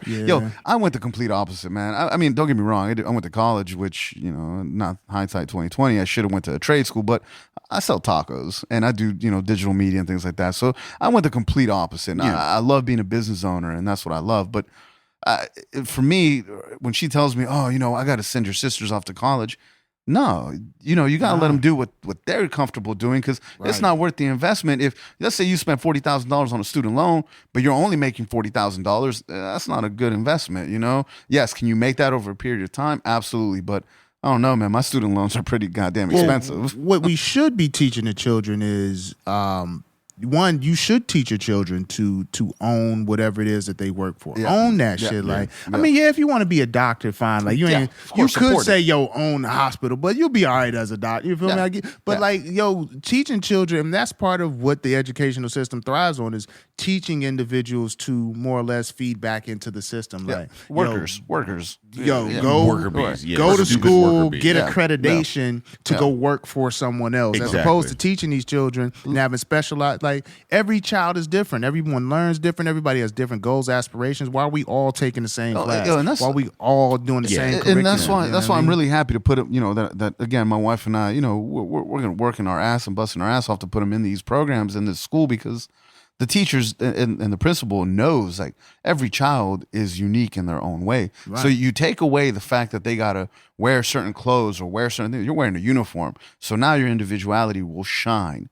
And not only that, now you're learning morals and ethics, and then you couple that with STEM and everything else. You have military background. Yeah. And in the military, everybody's made to look like each other. Everybody's a piece of shit. Yeah, support our troops. Well, no, we support our troops. I support our troops, but everybody is like, you start off the same way. You gotta say support our troops whenever you bring up the military. Otherwise, people get all pissy on the internet. There's certain things you gotta say when certain shit comes up. But I mean, that's the thing is that like you're right. Like you start out as like a grub, and you're just like move your way up, and you move. But like, if you can shine in uniform, then you can really shine. Yep. You know and that's it. Like, and the same, like you said, with the same thing with the uniform in the schools is that like if you can shine and with everybody, with the uniforms and whatnot, then So they want like what she said to me is amazing. She goes, we want to showcase individuality, but we can see a child's character and we can see their we can see their success outside of I got to wear a certain thing. I got to wear this. I got to dress like this. Mm-hmm. You don't have that. So again, we're gonna work. We're working really hard to put them in. Well, we got them in. So now it's just. And it's cool. I took him down to Children's Museum one day, man, and my little boy's dude's all over the place. He sat at this one table with like motors and electrical wires for an hour and a half. Hour and a half. Like, I can't even get him an hour and a half at home, like chill. So, I'm glad we're putting him in here. So again, at some point, all this is going to become basic knowledge. And what's fucked up about the educational system is they're gonna, like, in a traditional educational system, like a public school or something, they're gonna take your son and try to make him. He's gonna have to take an art class. Well, you know what I mean? And like that's cool. Yeah. He's gonna be just doing the same shit everybody else doing, but he clearly has an interest, and nobody's going to feed that. Well, I mean, I appreciate, like when I look at the colleges and they're like, oh, well, why we got to take these classes and da da da. Yeah, you got to have basic understanding. I do appreciate you being exposed to various things, without a doubt. But the mentality that like you have to be like, and it's crazy because like we force 18-year-olds to make these 17-year-olds to make these decisions. Like, what are you gonna do for the rest of your motherfucking life type thing? And again, I think that like, with that mentality that like, oh, you got to reach for the stars and you got to be, like the money thing. Instead of focusing on money, focus quality on of life. Yeah, quality of life. Like, instead of saying like, you're gonna be, a superstar or whatever. Say like, find out what you want to do. Make a decent living doing that, and be appreciative for what you have. Oh, that's true. I mean, like if you have that type of a mentality, I mean, like, and that's the thing that like, I'm looking at you and like, Ed and everybody at work with whatever, they all do what they do. Like, there's very few folks that are driving around in fucking Maseratis and doing like. Actually, I don't know anybody that owns a Maserati. No, me neither. But I know a lot of happy fucking people because they're doing what they love to do, and they're not making the top dollar doing it, but they're making enough to be sustainable. And they're doing what they love. Yeah. And I mean, I think we teach that as opposed to. My thing is, I'm not. I just want to teach my kids. I guess in my life is, I come from humble beginnings, and you got to stay humble. You got to stay hungry, but you got to be humble. Yeah. And I think that we had this conversation when you come into money real quick, you blow it because you don't know what to do with it. So you're trying to get everything lavish. Yeah. So like, I try to teach my kids like the best thing for you to do is be good to each other, be a good person. And if you got some money, good. If you got extra money, you can help someone out, good. If you can teach someone to fish, do that. But at the end of the day, you can't take that shit with you. Yeah. So if you constantly going after money, you're gonna hit that end point. You're gonna be laying in that bed like, yo, I didn't spend time with my kids. Yeah. I've been married a few times. Whatever the case might be. Maybe some people don't ever do that, but money is not the end all be all. While it is great to go out and do shit and go on vacation, do whatever you want. Well, everything in moderation. Of course. My thing is my quality of life, my kids, since my kid was diagnosed in 2014, my children are the most important to me. My wife is, my wife holds down that taco truck without me 50, 60 hours, man. Like, what other woman's going to, go ahead and hold it down for you like that? Yeah. So you can live a lavish lifestyle or you can have lavish relationships. And that's it. Like, you can take all your time to have the latest features on your car. You can have like a woman with all the features, a family with all the fucking features. Like, how many features are we gonna have on cars, man? Like, I have a decent car. You know what I mean? Like, I like my car. You know what I'm saying? Like, I got the leather interior, I got the screen or whatever. Nice paint job, whatever. But like, I'm not gonna go spend 6 figures on a car to get some curtains in the back seat. No. Like all that shit, nah, bro. I could do so much more than that. I could set my kids up with that. For sure. Yo, I read this book called The Millionaire Next Door. long time ago. And like, it's true, man. Like we were talking about earlier, the guys that got the money, you will never, ever know. I mean, look at Warren Buffett, drives the same car he had, lives in the same house he grew up in. And dude is one of the richest men in the world. So it's, again, everything in moderation, you know, like you can have all that, but at the end of the day, a car is going to get you A to B no matter what kind of car it is. Unless that shit's like an 83 and it's a piece of shit. And, I got you. As long as I can like start this bitch up and not have to worry about it when I get there, then it's all good. If it's reliable, it works. Does Warren Buffett fly in his own jet? Oh, of course he does. Of course he does.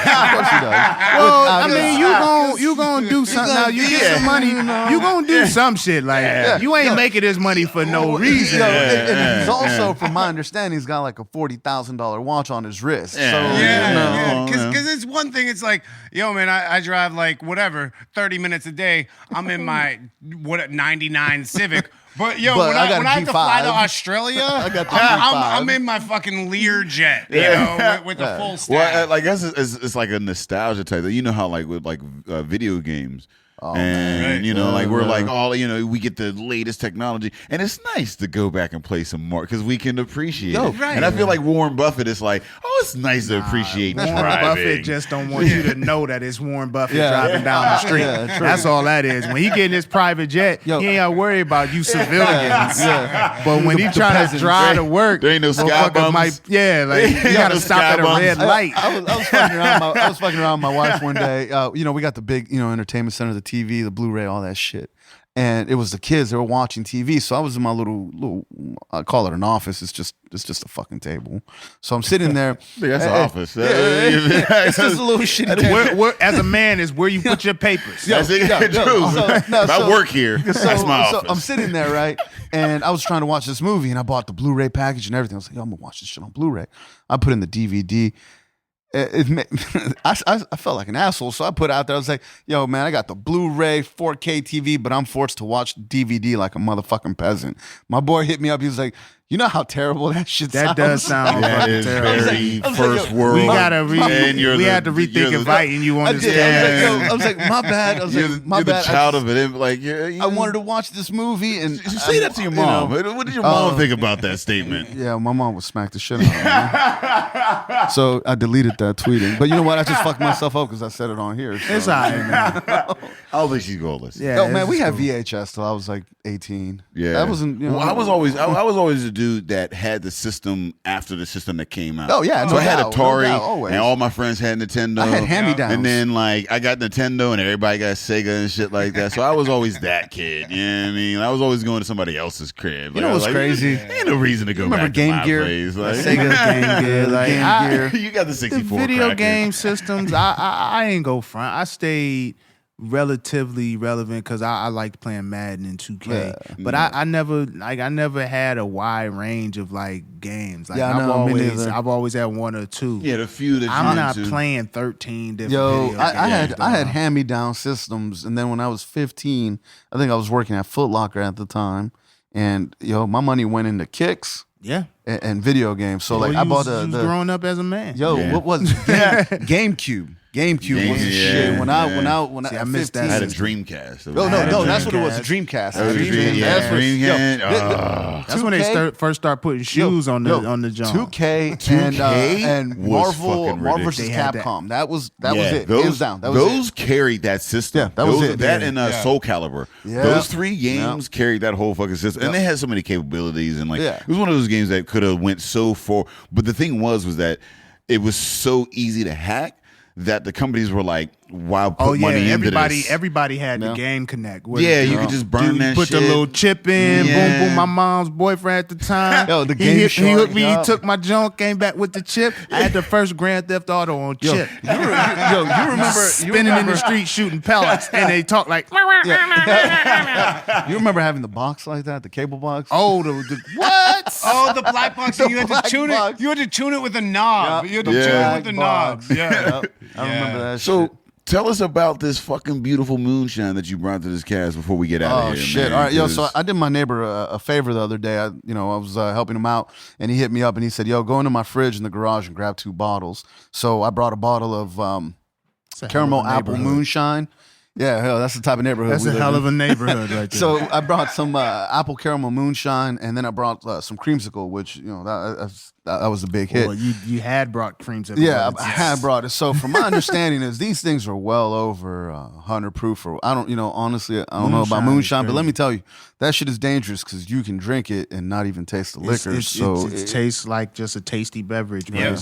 Like, and you, let me tell you something. Anything that a middle-aged to old black man will make in his garage, it's gonna be top quality, all right? Like I have my Uncle Ray used to make moonshine. Like if an old black dude will sit in his garage and make some shit, you know what I mean? Don't, especially if it's alcohol, don't drink that thinking you going out. No, like, a black man making your alcohol in his garage. Leave that shit alone. Yo, this dude, this family, they grew up with my wife. They all know each other. It's a small town, so they all know each other. Yeah. And I've heard stories about this moonshine, and I normally don't fuck with it because I'm very careful. But I figured, I got invited to be on Drinking Partners, so I'm gonna bring some shit. I got a DD. I have never had anything like that. Creamsicle fucking moonshine. That's just good. Man. It is, and it's dangerous. That's the problem with it. You can't taste any of it. No, at all. There's no burn. Like it just it creeps up on you. Yeah, it tastes like dessert. Yeah, that's what it is. It's very well made. When I was in college, I think we used to go to this dude had a bonfire. He used to DJ for the fraternities and whatnot. So homeboy used to put that shit in a pot on an open fire. Warm it up, during the fall time. The moonshine. Yeah, the moonshine. Put it on DJ brought moonshine. Well, it's some country boys at IUP, man. Come on, man. Shit. I'm rethinking this application that I had submitted to Pitt. I should have went to IUP. Yo, man, listen, I applied. I applied to go to Pitt, but I just couldn't. That drive, and all that. And what got me at IUP was, first of all, it was a straight shot down 422. I went during the summer. Mm-hmm. All these white girls walking around in yoga shorts and yoga pants. I was like, damn. They don't wear anything on that. Well, at least when I was in it. Back in my day, they didn't wear money. So it was like thongs and whatever tissue was around. Yeah, so IUP became the spot. But yeah, these drinks, they're pretty good. My neighbor hooked me up. Again, I cut the grass for them. They were busy. Wife's out busy. Taking care of her moms and shit. Her husband's out working in Ohio. So I cut the grass for him, and he was like, "Yo, pick this up from my garage." And I couldn't tell him, "Oh no, I'm good, thanks." So I figured, we're gonna be here today. We're drinking, and I got my boy Robert helping me out today, and it's time to drink and hang out. Hell yeah. So, man. It was my birthday yesterday, too. So happy belated. Thank you. Happy belated. 33. Fuck that. 33. But we don't celebrate. We're celebrating right now. We didn't know that. Yeah, I can't drink with you now, but I will definitely drink a lot of that Hennessy in honor of your birthday. That's all good. On Thursday. All of a sudden, the text of Camille like Thursday. I'm gonna get the she doing all the parenting that night. I ain't bathing the kids, none of that. Like, parenting is a wild thing, man. I did the daddy-daughter dance last night, and if you got a little girl, man, let me tell you, we in the girls club. It is beautiful, man. Like this is gonna sound terrible. When my wife told me we were having a girl, I was like, man, I kind of want another little boy.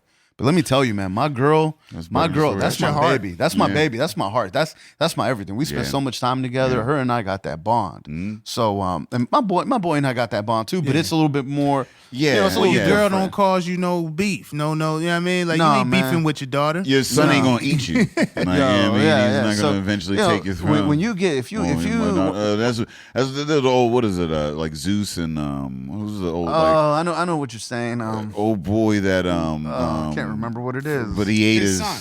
Yeah, he ate his son or whatever. Like the Greek men, like they ate like their babies. He killed the dad because he wanted to hook up with the mom. It's a psychological thing. Oedipus. There was Oedipus. Yeah, but Zeus ended up Kronos was the god of Zeus. Like he was the father of Zeus, and he had the babies, and then he ate them, and then they fucking basically killed him and got out of his belly, killed him or whatever, and then they became the gods. See, that's wild. And that was one of the first stories, that like related in the whole. I mean, so I love my son. But here's the thing. I noticed my son is, he's got that connection with my wife, his mom.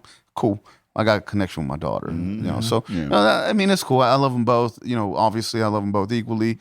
We do our thing. But when you go to those daddy-daughter dances, man, that's you know, you see all these little girls dancing with their dads, and I was thinking, because I got a 19-year-old over at Carlo, and I was thinking, man, like that shit is not gonna last too long. You know, my 19-year-old sent me a picture on 420, and I was like, you bitch, like, come on now. You know, I can't tell her anything. She's got a 4.0. So if you're listening to this, yeah, man, if she's celebrating 420 and she's got a 4.0, hell yeah, keep it up. hell yeah, You're doing it right. You're doing it right. That's a job well done. I can't knock it. Well done. I cannot knock it. That's my stepdaughter. I love her like my daughter. You know, she probably doesn't believe me because I'm a little rough on her, but yo. No, seriously though, all the people who, so I'm in my 30s now too, you know, and all the people I know who are still like smoking trees, recreationally kicking it, they're like relatively intelligent people. Yeah, the people who are like several handful of nights a week, like getting fucking tore up on like whatever. I'm a member of this social club, just getting wasted drunk. Yeah. Man, they're not like the brightest human beings on earth. So, like, keep smoking your weed. Yeah. Stay away from the alcohol. The alcohol is what's going to lead you to... She tells me, she goes, I don't drink. I like to smoke. I'm like, yo, keep it up, do your thing. You got a 4.0. You're intelligent. Don't catch a charge. Don't catch a charge. That was my biggest beef for her, though. Because she sent me a picture, and you're in somebody's car. Driving around like, yo, you're gonna fuck around and lose that scholarship, and guess what? I got my own student loans to pay, so I ain't trying to fuck with you too. Even as a cool dad, you gotta be a little. There's still dad in that. Like, I'm cool dad, but I don't want to bust your bubble. But your I'm next gonna keep step it is real. community college. I need you to finish You better go to Butler BC3. I don't want to bust your bubble, but I gotta say it. If your stepdaughter is got a 4.0 and she's celebrating 420, she's probably wifey material, so there's a lot of niggas after her. Yeah. So you gotta watch that back. I gotta tell you, though, you get you one who can roll you a joint and can help you with your homework. You hold on to that one. You hold on to that. Learn something from her. She's got it, man. She learned from me and her mom. Like I gotta tell you, as parents, sometimes I think we're a couple assholes because we look at our parents. We look at some of our friends that are parents, and they're like, "Yo, don't say that. Don't do this. Don't do that." Yo, we're different, man. Like we raise our kids. You know, we gotta be strict with them, but we got to be bendable, you know, flexible with them. And I think we're just different because we want our kids to be independent. We don't coddle them. We don't take, you know, even my boy who's going through that whole ordeal. That is not a crutch. Like, you know, you're going to be better. You're going to be fine. If you feel it and you think it, you're going to, you know, that's it. We have a lot of friends that unfortunately lost children and lost this fight, but you know, you can't baby them. You got to let them. You gotta let them do it, and at the end of the day, that's what it is. So it's raising independent, critical thinking students and kids, and they're gonna be high functioning adults that don't think, oh, I can't say this, right? I shouldn't say that, or you know, they gotta accept their consequences. Yeah, give them a little space to you know learn and maybe figure out that like that TV is heavy or that stove is hot. And within reason. Like I'm not gonna let you go so far that you'll die or be serious injury. But I am gonna give you enough rope you'll fuck up a little bit. Pain is a very good teacher. So natural consequences are one of the in counseling. Natural consequences are first and foremost. You know what I mean? And that's the test of like somebody. If you can't learn from natural consequences, it doesn't matter. You ain't gonna make it. Yeah, and there's not much I can say. I mean, it's one thing if you come to me and you've experienced a natural consequence and you're like, why? I can teach you why. But I mean, if you just can't know that something's wrong after you kept doing it, then there's an issue. But what's the old adage? It's smart people learn from their mistakes. Wise people learn from the mistakes of others. Yeah. You know, and like I really dig that. And a fool never learns. I see that with my daughter a lot because when my boy messes up, my daughter kind of like, you know that meme where you make that face like I don't know. That's my daughter. Like when my boy messes up, my daughter's like, "Whoop, I'm out of here." That's who I was. I was the second. I was the second child. So I'm the middle child. I had the older sister, and I just watched her moves as a teenager. Like, okay, so you did that. That's what your parents don't like. Okay, and I made sure I learned. Like, yo, if I do X, Y, and Z, I won't have any rules. Like, I could go to every party. I could stay out late because my chores were done, and I ain't had no issues at school. Like, you know what I mean? I learned that. And then you got the older siblings that have been through it, so they can throw you some bones. Nah, they ain't throwing you no bones. The older sibling ain't throwing you nothing. I'm the oldest. I got a 26-year-old, and I got one that's going to be 15. We're having a quinceañera for her back in L.A. in May. She's 15, bro. I'm 33. I'm the oldest one. I don't throw any of them Hell bones. nah. I don't throw any of them bones. Like, yo, Don't you're gonna want no learn bones. on your own the same way. You better I pay did. attention. Better pay Well, fucking yeah, attention. I'm the oldest, so yeah. I mean, with my little sister, it was just like, yeah, I got my ass beat a lot, man. yeah. I'm No, oldest. I mean, we used to get into it, whatever, and it was like, you know, I tried to, you know, teach or whatever. No, my sister wasn't trying to teach me. No, shit. man, no. And My- that's you know, cool because I was just watching. My Like, kids, word, okay. yeah. My kids learn. Like, yo, in a Latino family, we make a joke. Like every Saturday, you hear that Spanish music. It's cleaning. It's cleaning day. Yeah. Yo, my kids learn that shit real quick. Oh yeah. Every Saturday, the Spanish music comes on. My daughter fucked me up today though. Apparently, Justin Bieber got a Spanish song going on. You had to cut that shit off. Yo, no, well, I didn't know it was Justin Bieber until I looked up on the she TV and it played said you. Justin Bieber. I was like, I was digging that shit. I was like, yo, it's Justin Nah, Bieber. the fucking, I'm still a little She sour. got me on it. I'm a little sour because who's old boy? It's Biebs in the Trap. It was little Brian sings in the Trap. What the fuck is it? You know what I'm talking about. Biebs in the Biebs in the Trap. Brian McKnight sings songs in the Trap or whatever. Who's the old boy that do? Brian McKnight sings Not trap. ASAP, but the other motherfucker, Travis Scott. Yeah. Travis Scott, right? You know Travis Scott? I know who he is. I don't listen to him. 35. Yeah, well, so 3500, yeah, no, and, he got this song. It's called Biebs and Trap, and I'm pretty sure it's Justin Bieber on that bitch. And like the hook is like, you know, in the party with niggas and done. I was like, you gon' Yeah. I did read about that. You Yeah, gave I did read- Biebs. Yeah, you can't be dropping that You gave shit. Justin a Canadian. You gave Justin Bieber the nigga card. Wait, that was Travis Justin. Scott gotta go. That ain't Like, happening. He gotta go. Wait, that was Justin Bieber singing the hook? I think the whole song. Like, again, maybe I got to look at it, but it sounds like Justin Bieber. So maybe I don't know if it sounds like Justin And Bieber. it's called Biebs in the Trap, and the hook has all kind of niggas in it. And when I first heard it, I was like, you know, man, you know, and I didn't look at the title or anything. And I'm like, Travis, he does trap music, like, you know, it's whatever. Nah, but. You know, I heard, and then I looked at it like Biebs and Trap, and then I looked. It sounds like Justin Bieber. Oh. And Was he like singing or rapping? He's on singing it? like it's Singing, like a I got sing you, I song. got You know, the yeah, sing yeah, songy yeah. kind of trap music or whatever. No. And it's like, oh, you got your bitch in the minute, you got niggas in the, and it was like, is it Justin Bieber? On that note, man, You get Justin Bieber. how do you guys feel about that Kendrick Lamar joint? Tell me, Damn. Nah, I'm a fan. Oh, Don't start think this again, nah, please. we All right, go. yo, Please. listen, I like his music. I just think it's a little bit, you know, I got all these girls, you know, kids around me. They go, "Who, Drake music."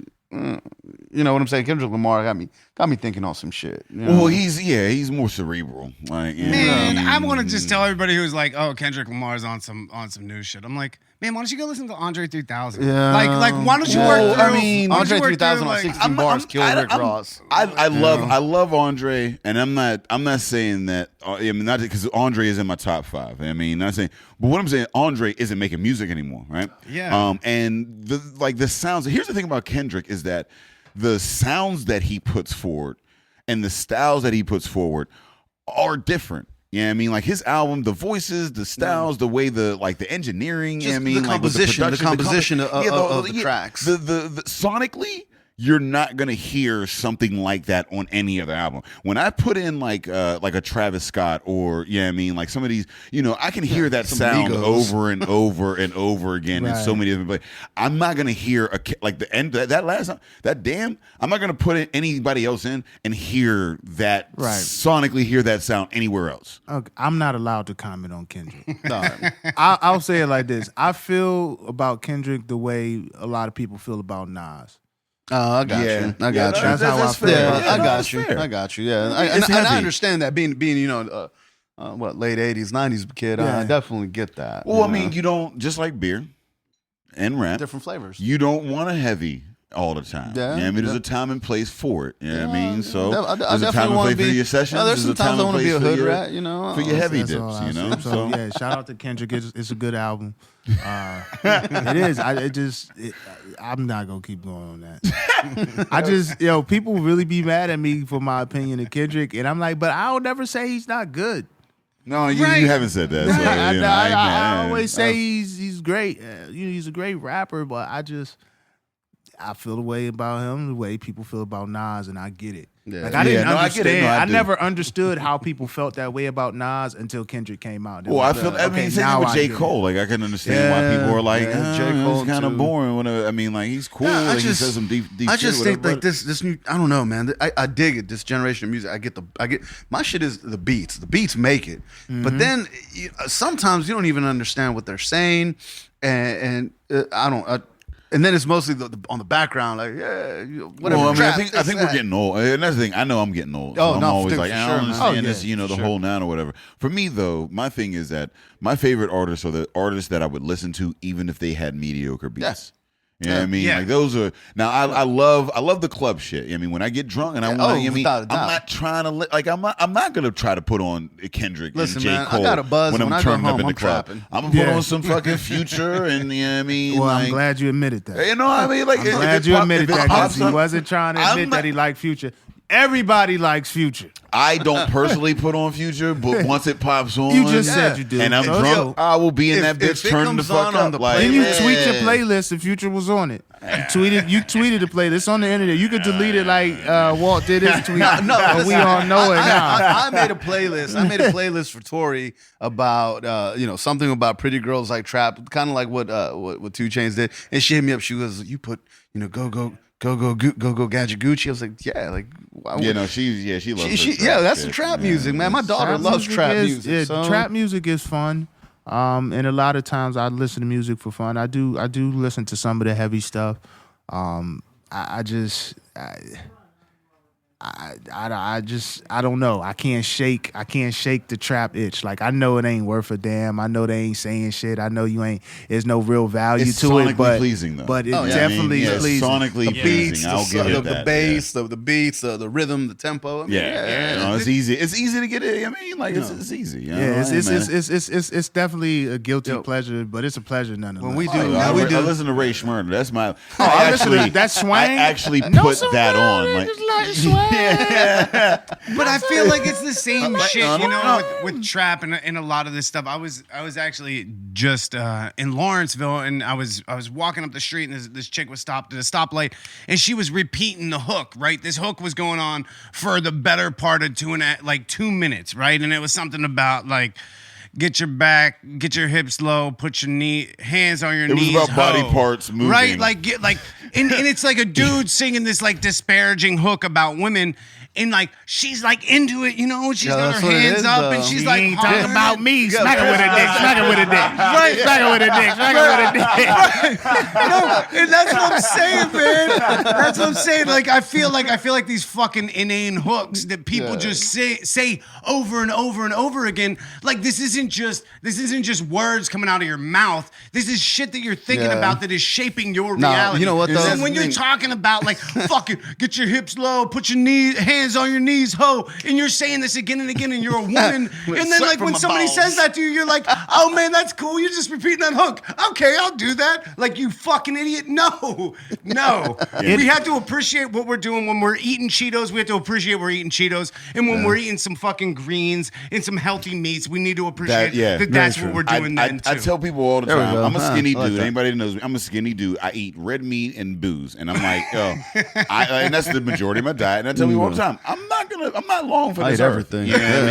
I'm not here for a gonna long be time. I'm here for the a good time. 120-year-old motherfucker that like, they're like, what's your secret? Oh, it was red booze and fucking meat. That's not gonna be me. Probably gonna go out here a little earlier. But the thing is, I know that. Right. Yeah, I mean, it's one thing to know it, and it's one thing to do it and think that you're gonna actually live a little longer. On that note, I though, make that yesterday- choice on that. You know what I mean? Yesterday Yeah. for my birthday, the 2 Chainz birthday song. Yeah. That's all I want for my birthday was a big booty Big hoe. booty hoe, yeah, That's man. it. I mean, that's one of the most ignorant shits I ever heard in my No life. shit, right? But Hey, ask her what I do it for. Like, but you know but what? that beat, They probably just that beat. it just appeals to your primitive instincts. It Yeah. appeals to Oh, like, yeah. and that's what it does. Like, it's tough when you have kids and you're a parent. Yeah. It's tough because You they can't don't listen to that all the time. understand Yeah. that.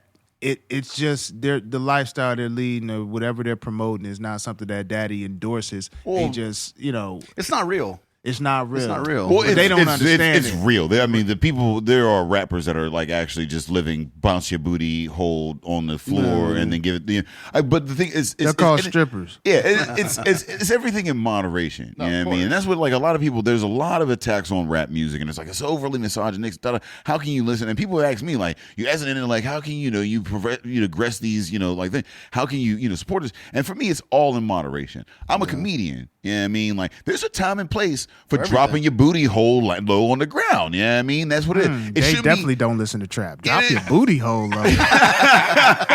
oh man, that is all. I mean, there's a time and place for dropping your booty hole low. But that Why'd you repeat it? Because I want women out there to know that sometimes your booty hole it's acceptable. should be on the ground and be dropped low. I'm okay with that. Ain't nothing wrong with it. Here's the thing: it shouldn't be all the time. It shouldn't be the only thing that you have. Like when I listen to music, I listen to the Kendrick. I listen to I have an eclectic. So I listen to a lot of different shit. I have moods for it. If your only thing that you're listening to is trap music, no, true. I mean, then you might. But that's what it is. It's like ordering from the fucking shitty appetizer menu, but knowing there's other pages to the menu too. Yeah, like we don't have to just get the fucking. I don't feel too bad now. I was jamming out to some 10 Crack Commandments earlier. So. Yeah. Well, that's knowledge though. That was exactly. And you can learn. That was different. But not even just rap music. But I mean, because you look at society and music in general in American society,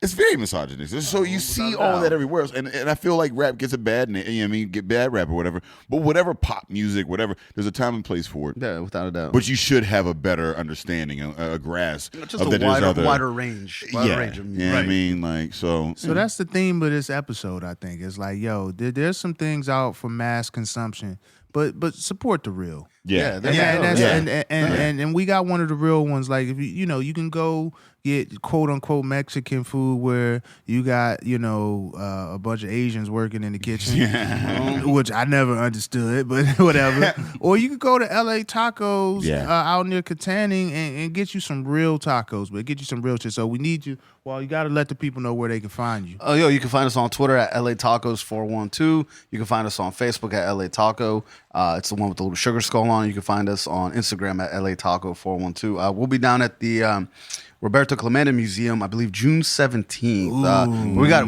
put it out there. We'll put the date out. I'm gonna stop. No, please stop down. And if you guys know, come on down. Tell whoever's working there that you want it Mexican style. More than likely, I'll be there and I'll hook you guys up.